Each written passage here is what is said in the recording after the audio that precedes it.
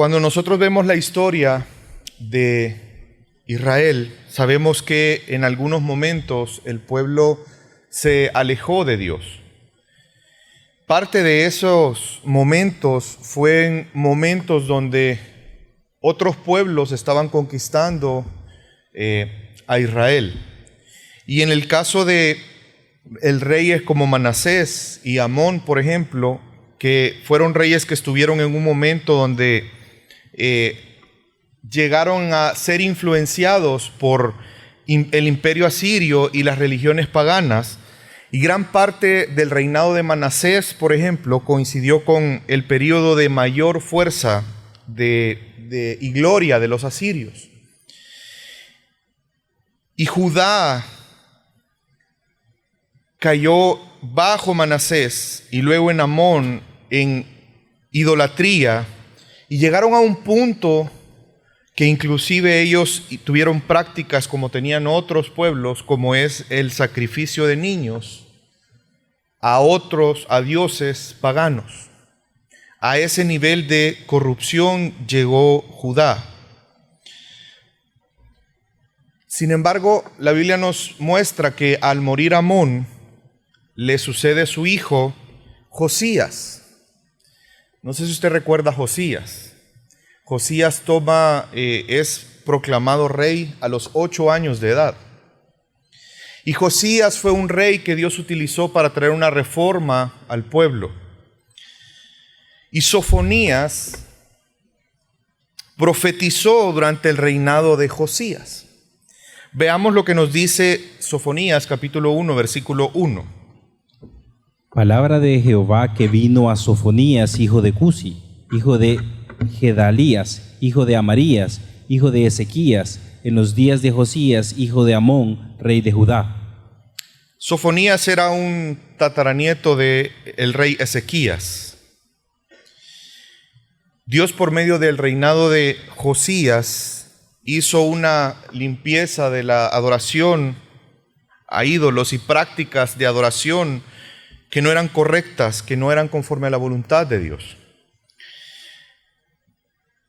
Realmente no nos da mucho mayor detalle en el momento histórico en el que Dios trajo palabra a través de Sofonías, más que el versículo que acabamos de leer.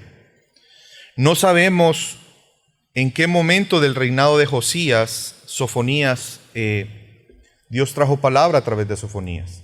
Sin embargo, se cree que fue en el primer período, justo antes de la reforma. Si usted recuerda, cuando bajo Josías encontraron los rollos de la ley, él mandó a que fueran leídos y explicados. Y eso llevó a que Israel dejó la idolatría y ellos botaron todos las imágenes a las cuales adoraban. No sé si usted recuerda ese punto. Pues se cree que Sofonías, Dios trajo palabra a través de Sofonías justo antes de que pasara esa reforma, por algunas cosas que el mismo libro nos narra. Y es que la forma en que empieza la palabra que Dios trae a través de este profeta son palabras duras de escuchar. Y veamos qué fue lo que Dios dijo a través de él en Sofonías 1, versículo 2. Eliminaré por completo todo de la faz de la tierra, declara el Señor. Se está anunciando un juicio de Dios. Un juicio contra el mundo entero. Un juicio que va a traer destrucción. Y ese juicio no iba a estar fuera de él, Judá. Y es por eso que Dios les dice a Judá, a través de Sofonías, lo siguiente. Sofonías 1, versículo 7. Calla delante del Señor Dios, porque el día del Señor está cerca, porque el Señor ha preparado un sacrificio, ha consagrado a sus invitados. Calla delante del Señor. Es un llamado que Dios está haciendo para que ellos escuchen atentamente y entiendan que hay un juicio inminente. Y ese juicio, vemos aquí que Dios le llama el día del Señor. En ese día del Señor, Él ha preparado sacrificio. El juicio es inminente y la gente de Judá se convertirá en corderos sacrificiales para los invitados de Dios. La pregunta es, ¿a quiénes Dios iba a castigar en Judá? Vemos que la Biblia nos enseña en Sofonías que los príncipes y los hijos del rey iban a ser juzgados en el día del Señor, porque ellos habían adoptado costumbres idólatras, habían tomado inclusive atuendos de extranjeros. También algunos habían adoptado religiones y prácticas de extranjeros. Y algunos estaban llenando la casa de su amo con violencia y engaño, y específicamente en ese punto hace referencia no al templo, sino al palacio. Y es que es una forma de Dios de darnos una verdad, que la conducta y el carácter de los hijos del rey nos hacen darnos cuenta el estado de todo el reino. El carácter, la conducta, las prácticas de las autoridades nos muestran el estado de todos aquellos a quienes gobiernan. Y mientras algunos creían que no iban a sufrir por cuanto eran el pueblo escogido de Dios, Dios hace un énfasis bien fuerte que en el día del Señor Él va a escudriñar.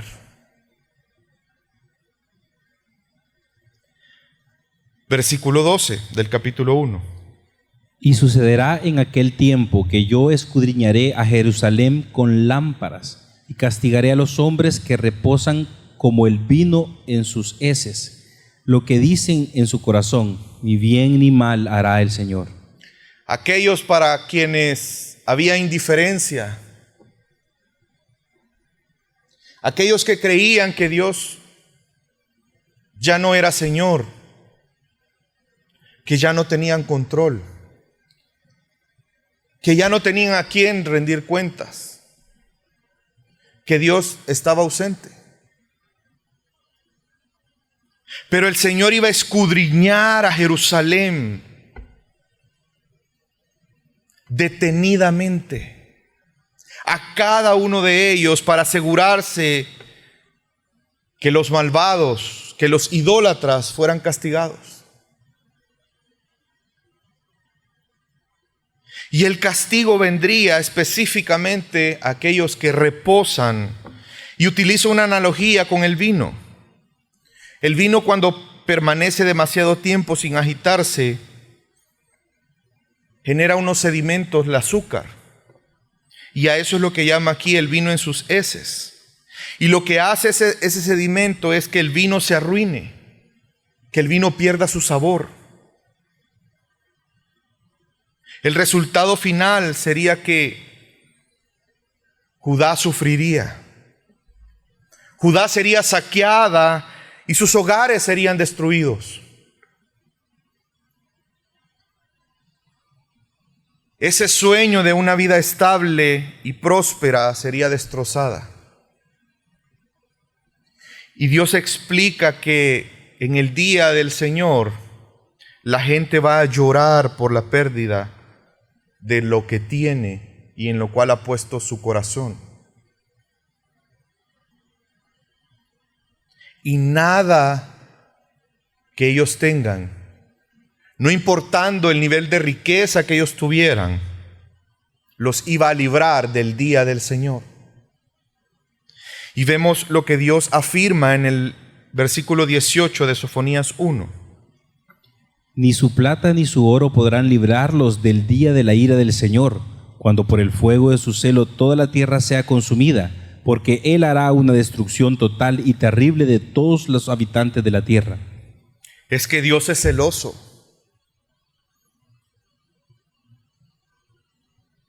Y su celo va unido a su ira.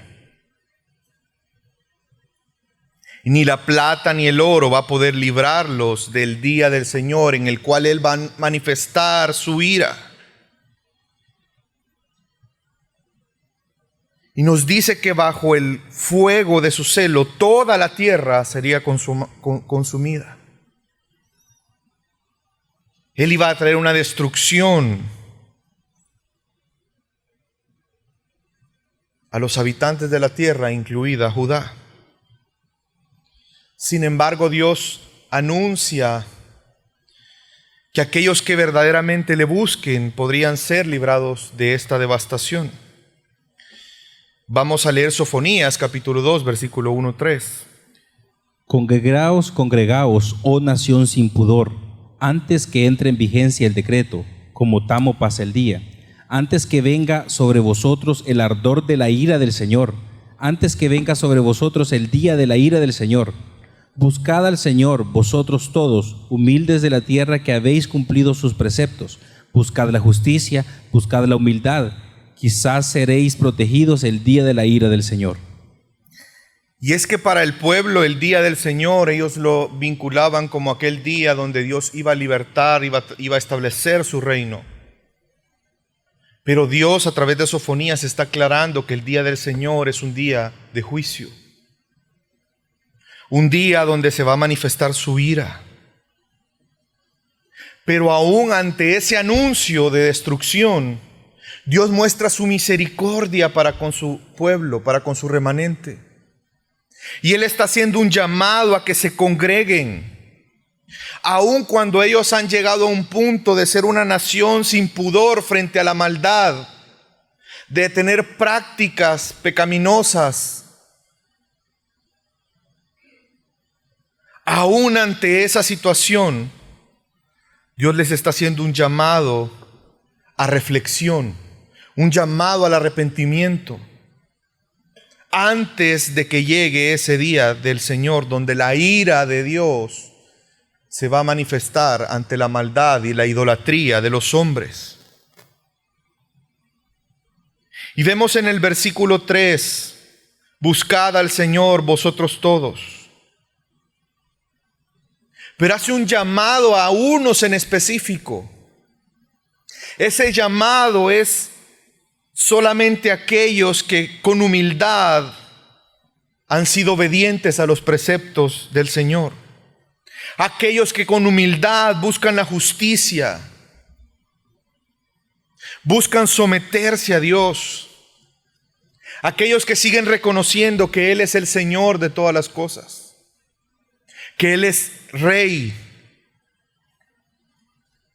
Y les dice, quizás seréis protegidos del día de la ira del Señor. Parece haber una esperanza dentro de ese juicio. Ese llamado a los humildes y justos, aquellos que son obedientes a su palabra. A esos quizás sean librados. Y ese quizás está enfatizando que el ser librado del día del Señor no depende de el oro o la plata que podamos tener. No depende de nuestra voluntad, sino que únicamente es una prerrogativa de Dios determinar quién se librará del día del Señor. Y este juicio no sería únicamente para Judá, porque en el primer capítulo vemos este anuncio específicamente hablándole a Judá. Pero en realidad el anuncio era para los hombres que estaban practicando la maldad, que estaban siendo idólatras, que estaban desobedeciendo a Dios, que habían dado la espalda a Dios, y por lo tanto este anuncio de este Señor soberano incluye todos los pueblos, por cuanto Él es Señor de todos los pueblos y juzgará a todas las naciones, no solamente a Judá de su maldad. Y vemos algo que Dios nos dice con respecto al juicio de las naciones en el versículo 10. Esto tendrán ellos como pago por su orgullo, porque han afrentado y se han engrandecido sobre el pueblo del Señor de los ejércitos. Terrible será el Señor contra ellos, porque debilitará a todos los dioses de la tierra, y se inclinará a él todas las costas de las naciones, cada una desde su lugar. Todas las naciones se inclinarán ante Él. No hay un Dios que quede en pie frente al Dios verdadero. Y por ese orgullo que hubo en los pueblos alrededor de Judá, pensando que ellos eran grandes, que sus dioses eran más grandes que el Dios verdadero, el Señor de los ejércitos, terrible será el Señor contra ellos. Yo no sé si usted dimensiona estas palabras. Da hasta escalofrío saber que Dios pueda decirle a alguien esto.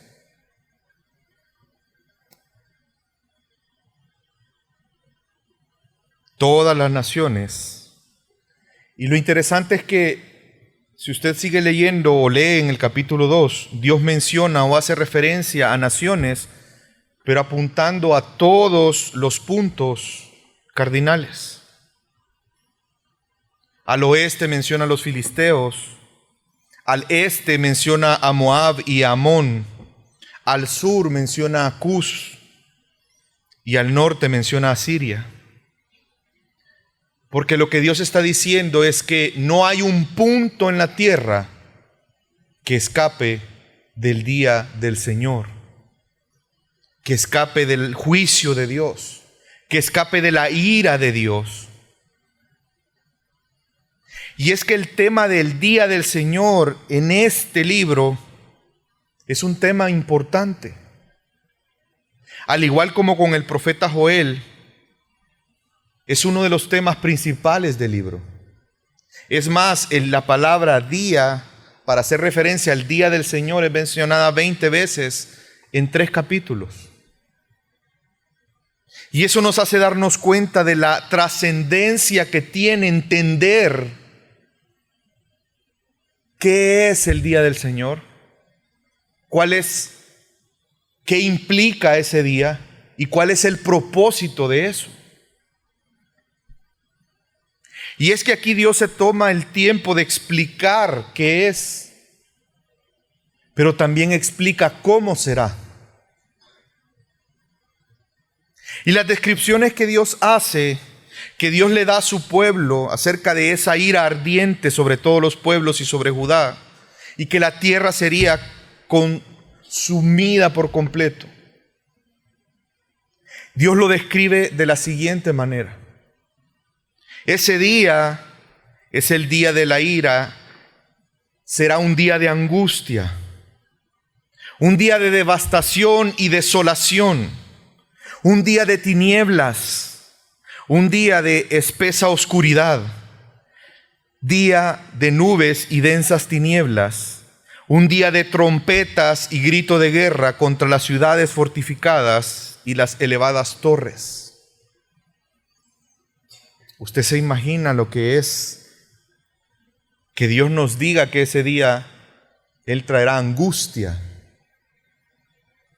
¿Qué tanto Dios puede angustiar a un ser humano? ¿Qué tanto Dios puede devastar, traer desolación? Sofonías anunció el día del Señor estaba cerca. Y Él anunció este día como un día de juicio, pero también un día de salvación no para todos, sino para un pequeño remanente. Sofonías anunció que estaba cerca ese juicio sobre todas las naciones. Ese juicio donde Dios iba a manifestar que no hay otro Dios. Pero también el día del Señor sería un tiempo de salvación, no exclusivamente para Judá, sino que la gracia y la misericordia de Dios iba a llegar a otras naciones. Y vemos aquí un anuncio de Dios a través del profeta de traer salvación no solamente a Judá, sino a otros pueblos. Sofonías profetizó ese fuego, ese juicio como fuego, el cual no solamente trae destrucción, sino trae purificación. Y ese fuego iba a purificar a un remanente, el cual iba a ser justo, un remanente no solamente de Judá, sino de todas las naciones. La salvación no vendría sobre toda Judá, sino sobre un remanente. Porque en Judá había corrupción. Mire cómo describe la situación en la que se encontraba Judá en Sofonías 3, versículo 1 y 2. Ay de la rebelde y contaminada, la ciudad opresora. No escuchó la voz, ni aceptó la corrección, no confió en el Señor, ni se acercó a su Dios. Y aunque en este pasaje no menciona a Jerusalén, la referencia a los profetas, a los sacerdotes, a las instrucciones del Señor deja claro que está hablando de un juicio para Jerusalén. Y Dios le llama, ay de la rebelde y contaminada. Porque aunque Dios venía obrando, venía hablando, venía trayendo palabra, ellos no querían escuchar. No querían aceptar la corrección de Dios. No confiaban en el Señor, no buscaban al Señor. Y vemos que es una situación que podemos darnos cuenta de personas hoy en día. Personas que no quieren escuchar la voz de Dios. Personas que se rehúsan a aceptar las verdades de la palabra y la corrección que la palabra puede traer a nuestra vida. Personas que ponen su confianza en ídolos en lugar de Dios. Personas que no buscan, no escuchan, no obedecen, no quieren recibir instrucción ni disciplina. Vemos que Dios describe una ciudad que es tonta en su conducta. Una ciudad que no confía en su Dios ni busca adorar a Dios. Y vemos que hay una descripción específica que sus funcionarios, habla de príncipes, habla de jueces, habla de profetas, habla de sacerdotes. Son hombres que están sumidos en su codicia, que han profanado la adoración a Dios. Hombres traicioneros, hombres que han pervertido la justicia. Aquellos profetas y sacerdotes que debían de proporcionar una guianza y ser un liderazgo espiritual, solo estaban preocupados por sus propios intereses egoístas. Pero Dios es santo, celoso, airado y justo. Y es por eso que Dios manifiesta sus juicios y sus decretos. Y aunque pareciera ser que Dios no hace nada, Dios les recuerda algo, y lo vemos en el versículo 8 del capítulo 3. Por tanto, esperadme, declara el Señor, hasta el día en que me levantaré como testigo, porque mi decisión es reunir a las naciones, juntar a los reinos, para derramar sobre ellos mi indignación, todo el ardor de mi ira, porque por el fuego de mi celo toda la tierra será consumida. El celo de Dios, nadie escapará de él. Nadie. Y aun cuanto pareciera que Dios es indiferente ante la maldad, Dios les está diciendo, esperen, esperen, porque llegará un día, el día del Señor, que yo mismo seré testigo, y yo reuniré a todas las naciones y haré juicio, y nadie escapará de ese juicio. Y esta es una exhortación a tener paciencia hasta que Dios se levante a ejecutar los juicios en contra de los malos.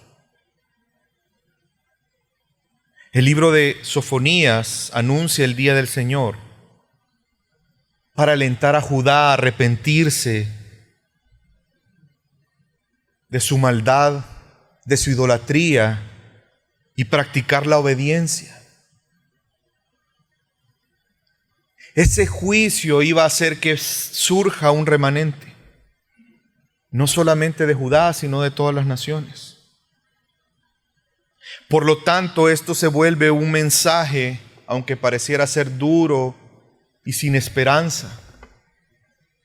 Eso lo convierte en un mensaje de esperanza para ese remanente que Dios va a levantar.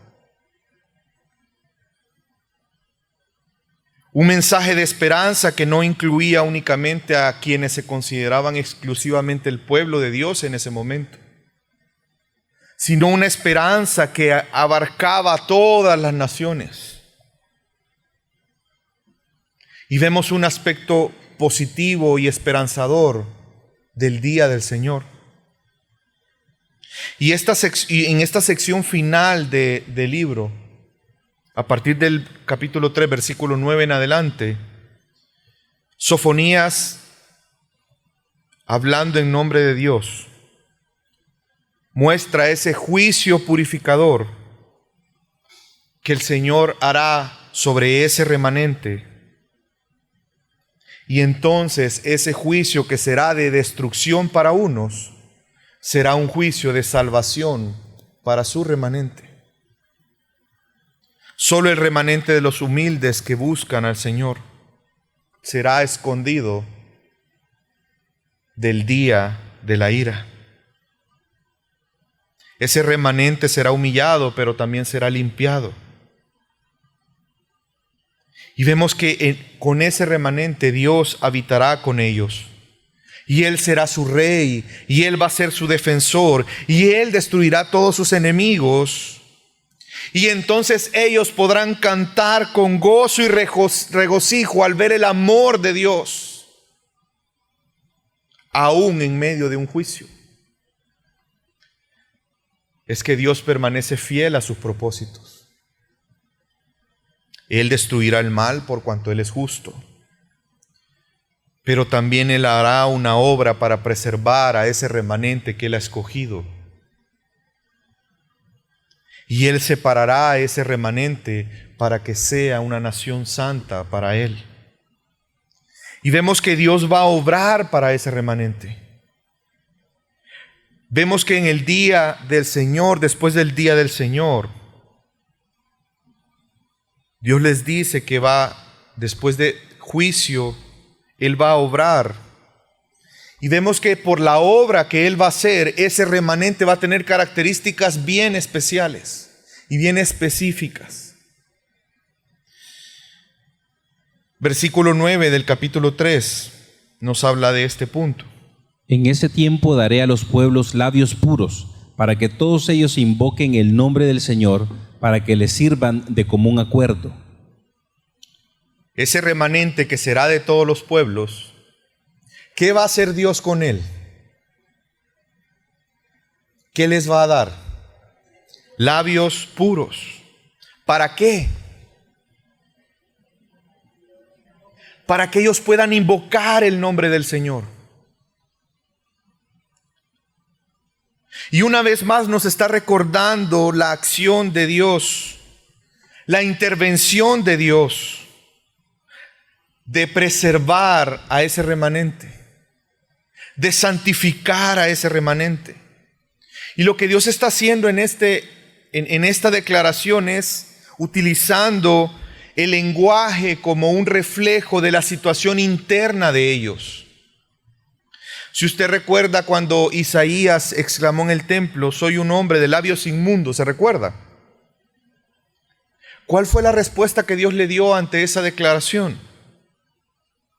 Dios le contesta, es quitada tu culpa y limpio tu pecado. Porque de la abundancia del corazón habla la boca. Vemos entonces que Dios está prometiendo que iba a purificar, que les iba a dar un corazón que iba a permitir que ellos invocaran al Señor y que se iba a manifestar en ese lenguaje purificado. Si usted quiere ver la condición espiritual de una persona, escuche qué habla, escuche qué dice, escuche el sentido de sus palabras y usted podrá saber cómo está su corazón. Podrá conocer cuál es su más grande tesoro.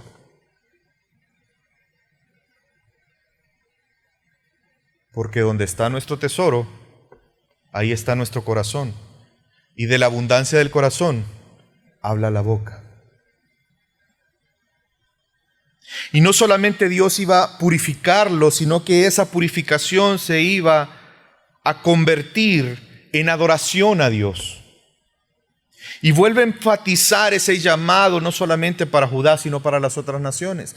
Vea lo que dice, vamos a leer de nuevo la última parte del versículo 9 y vamos a leer ahora el versículo 10. Para que les sirvan de común acuerdo. Desde más allá de los ríos de Etiopía, mis adoradores, mis dispersos, traerán mi ofrenda. El resultado de esa purificación de labios será un culto santificado a Dios. Y cuando dice que les servirán de común acuerdo, literalmente lo que está diciendo es con un hombro. Quizás una frase que nos puede ayudar a entender lo que Dios está diciendo es una frase contemporánea de, ya ha escuchado usted cuando dicen vamos a trabajar de hombro a hombro. Está hablando de una unidad, está hablando de un mismo propósito, un mismo sentir.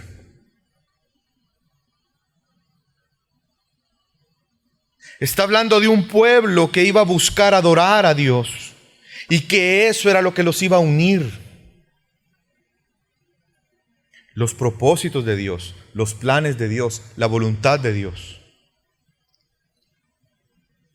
Y además de eso, iba a ser un remanente seguro en Él, no en ellos mismos. Versículo 11 al 13. Y dejaré en medio de ti un pueblo humilde y pobre, que se refugiará en el nombre del Señor. El remanente de Israel no hará injusticia ni dirá mentira, ni se hallará en su boca lengua engañosa, porque ellos se alimentarán y reposarán sin que nadie los atemorice. Vemos esas manifestaciones de esa purificación que Dios hará en ellos. No hablarán con engaño.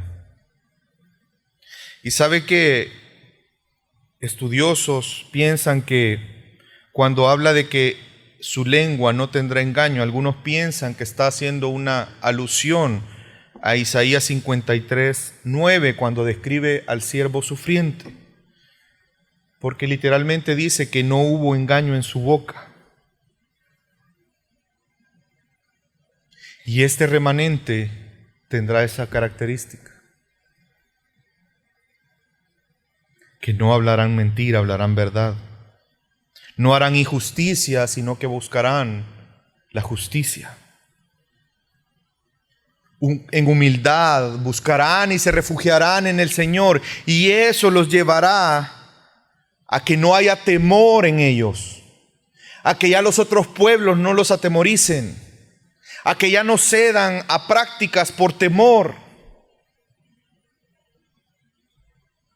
Y Dios llama entonces, una vez explicando lo que Él hará con su remanente, hace un llamado tan especial y les dice que se alegren, que se regocijen por lo que Dios va a hacer.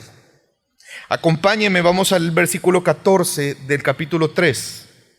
Canta, oh hija de Sión, da voces de júbilo, oh Israel, gózate y regocíjate de todo corazón, hija de Jerusalén. Es que había razones por qué estar gozosos. Habían razones por qué regocijarse. Y Dios continúa diciéndoles cuáles son esas razones por las cuales ellos deben de regocijarse. Y la primera la encontramos en el versículo 15. El Señor ha retirado sus juicios contra ti, ha expulsado a tus enemigos. El Rey de Israel, el Señor, está en medio de ti, ya no temerás mal alguno. Ya no habrá juicio, porque el juicio ya lo hice. Ese juicio los purificará. Y ahora, como ustedes ya son purificados, yo estaré en medio de ustedes como Rey y Señor. ¿A quién habrían de temer si Dios estaría en medio de ellos como Rey y Señor?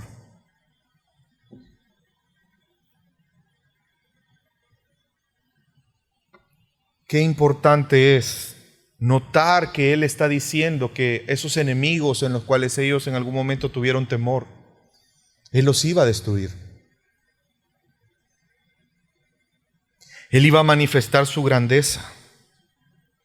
Él iba a destruir por su celo. Y Él está ahora presente para protegerlos. Por lo tanto, no deben de temer más. Por el contrario, deben de disfrutar de estar junto con Él en su presencia, por cuanto Él ya los ha purificado. Y ahora pueden tener esperanza y confianza y gozo. ¿Usted recuerda cómo comienza la profecía? Que Dios iba a destruir absolutamente todo.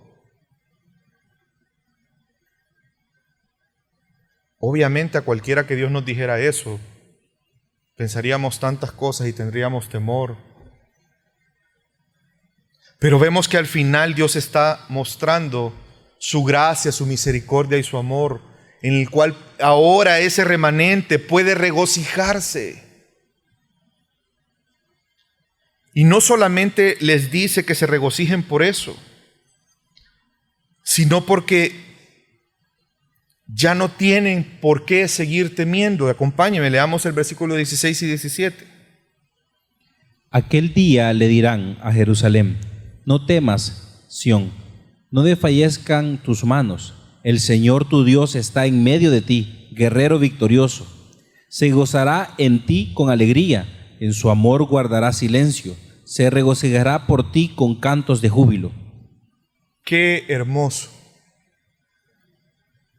Qué hermoso es saber que ya no hay por qué temer. Porque el Dios guerrero victorioso está con su pueblo. Porque ahora podemos gozarnos con Él. Y Él se goza con su pueblo, con su remanente. Vemos el amor de Dios ahí. Vemos el gozo y la alegría que ese remanente puede disfrutar a causa de que ese Dios todopoderoso y ahora Salvador de ellos está en medio de ellos.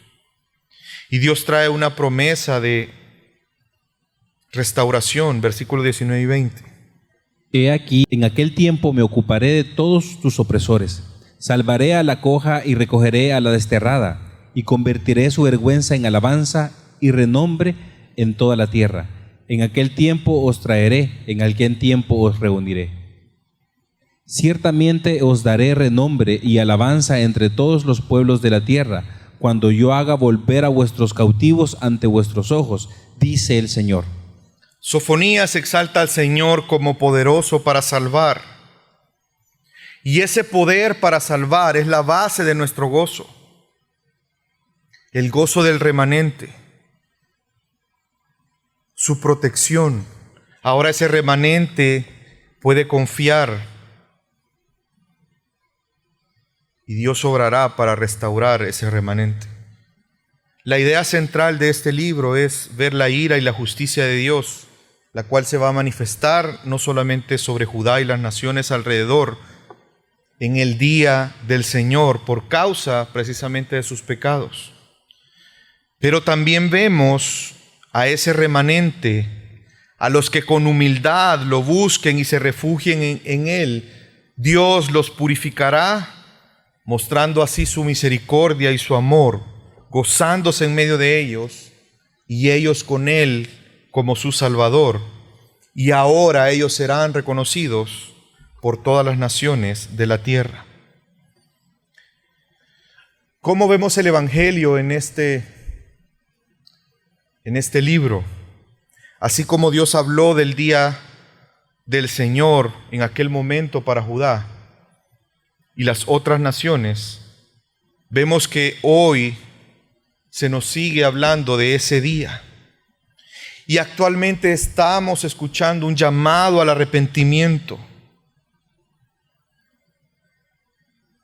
Y Dios obrando para traer salvación a ese remanente que Él ha escogido. De igual forma ahora nosotros en Cristo, en la cruz, vemos que Dios manifestó su celo y su ira. Él destruyó a sus enemigos, destruyó el pecado, destruyó la muerte. Pero también vemos en esa cruz esa esperanza de salvación. Vemos en esa cruz esa purificación que Dios trae a su pueblo, dándonos un nuevo corazón por el cual ahora usted y yo podemos invocar al Señor y podemos servirles como un solo cuerpo, juntos. Por la obra de Cristo hemos sido salvos de la ira de Dios. Cristo nos ha purificado y ahora es posible para nosotros invocar su nombre. Él ha perdonado nuestros pecados y nos ha declarado justos, de manera que ya no seremos avergonzados. Por la obra de Cristo en la cruz, ahora en humildad podemos refugiarnos en Dios. Ahora ya no hay engaño en nuestra boca, sino que podemos hablar la verdad en amor. Ahora podemos vivir confiados, sin temor, no importando de nuestras circunstancias. Ahora podemos alegrarnos y regocijarnos en nuestro Salvador y nuestra salvación. Por la obra de Cristo, para nosotros ese remanente ya no hay condenación, ya no hay juicios pendientes. Nuestros enemigos han sido vencidos y nuestro Rey está ahora en medio de nosotros, y es por eso que podemos confiar y no tener temor ante algún mal. Por la obra de Cristo, Dios ahora en nosotros ha levantado nuestra cabeza. El pecado ya no nos avergüenza. Ahora nuestra vida puede ser para alabanza de la gloria de Dios. Nuestro Rey está en medio de nosotros y por eso podemos adorar a Dios, glorificar a Dios, traer alabanzas a Dios. Y ahora Él nos ha reunido como un solo pueblo, como un solo cuerpo, de todas las naciones, como lo prometió en Sofonías. En Cristo somos ese remanente de Dios, aquellos que con humildad hemos buscado al Señor en arrepentimiento para refugiarnos solamente en Él, para reconocer que solo en Él hay salvación. Hemos sido santificados por su obra y su Santo Espíritu nos sigue santificando, nos sigue preservando. Por eso ahora usted y yo podemos gozarnos, podemos regocijarnos, podemos disfrutar de nuestra salvación y gozar de nuestro Salvador. Y quiero enfatizar que sigue estando el anuncio del día del Señor. Porque Cristo vendrá por segunda vez. Y Él vendrá a hacer juicio. Y será un juicio inminente. Y todo lo que conocemos será destruido. Y es por eso que para nosotros el día del Señor sigue siendo un llamado al arrepentimiento constante, un llamado a la obediencia. Y lo vemos de una forma clara en 2 de Pedro, capítulo 3, versículo 9 al 11. El Señor no se tarda en cumplir su promesa, según algunos entienden la tardanza, sino que es paciente para con vosotros, no queriendo que nadie perezca, sino que todos vengan al arrepentimiento. Pero el día del Señor vendrá como ladrón, en el cual los cielos pasarán con gran estruendo, y los elementos serán destruidos con fuego intenso, y la tierra y las obras que hay en ella serán quemadas. Puesto que todas estas cosas han de ser destruidas de esta manera, ¿qué clase de personas no debéis ser vosotros en santa conducta y piedad? Ante esta verdad, nosotros como remanente no nos queda más que rendirnos a Él. En humildad buscarle, vivir de una manera que es digna de nuestro Señor. Y en medio de una cultura que muestra su idolatría y su indiferencia a Dios en su corrupción, los cristianos debemos vivir recordando que Dios es justo y misericordioso. Por lo tanto, debemos buscarlo constantemente en humildad, obedeciendo su palabra, confiando y descansando en Él sin temor. ¿Y qué aprendemos nosotros hoy de este libro? Para aquellos que no son creyentes, quiero decirte que Dios sigue siendo santo e intolerante al pecado. Y vemos que así como por medio de Sofonías, Él habló del día del Señor, refiriéndose precisamente a ese juicio que Él iba a traer sobre Judá, pero también sobre las otras naciones por su maldad y su idolatría. Ese día sigue siendo anunciado para nosotros hoy.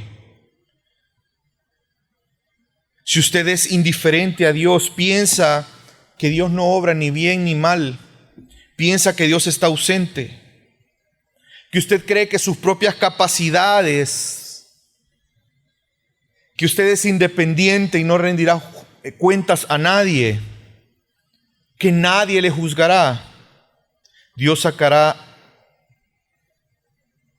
como luz su justicia y juzgará con ira. O si usted piensa que es demasiado malo para poder ser perdonado por Dios, si usted piensa que es demasiado pequeño, si usted piensa que es miserable, no sé,